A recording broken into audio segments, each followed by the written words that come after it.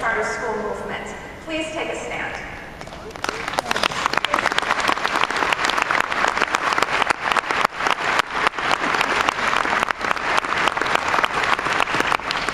I'd also like to thank my team who do such great work every day, and in particular, the ladies who have been responsible for putting this conference together again this year. Angela, Christoph, Jenny Wenger, this year Stephen Stanwood, and all of the contractors who have been responsible for pulling this event together. Thank you.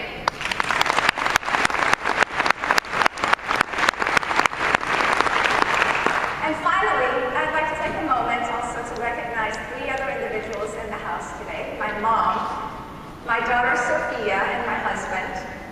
They promised me they didn't just come here to see Pitbull.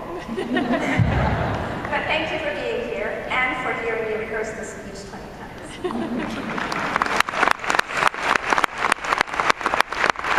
So, we picked the theme of this year's conference, Delivering on the Dream, because that's exactly what we do every single day.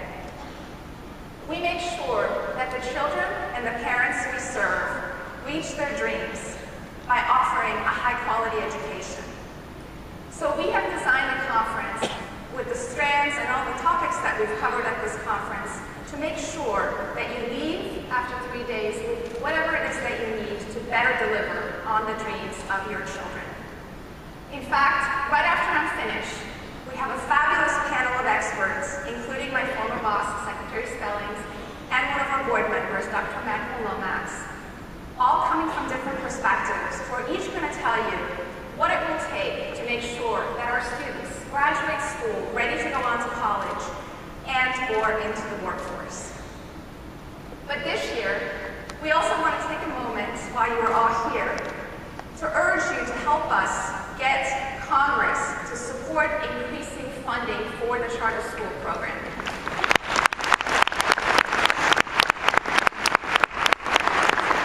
As many of you know, the federal charter school program provides critical seed funding for the creation, expansion, and replication of charter schools around the country. In fact, I believe many of you in this room have either tapped into this source of funding when you got started or have tapped to it as you've been trying to expand your schools. We now need to get Congress to increase the amount of money that goes into this program. Let me tell you why.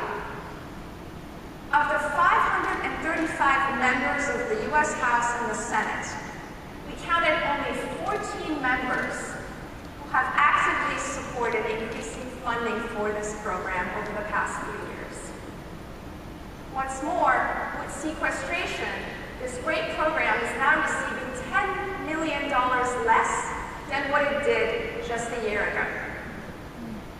And just to put this in perspective, this program currently receives less than half of 1% of the entire budget of the U.S. Department of Education. This is unacceptable. The charter school movement has been one of the most radical advances in public education in the entire history of our education system. Our work deserves greater investments, especially at a time when we now have close to 1 million names on charter school wait lists. So please take a moment after the session is over and throughout the conference to visit our booth. It's right as you enter the exhibit hall, and send a letter to your congressmen and to your senators urging them to increase the funding for this program. In fact, as we speak, one of my colleagues is about to send you an email that you can send directly to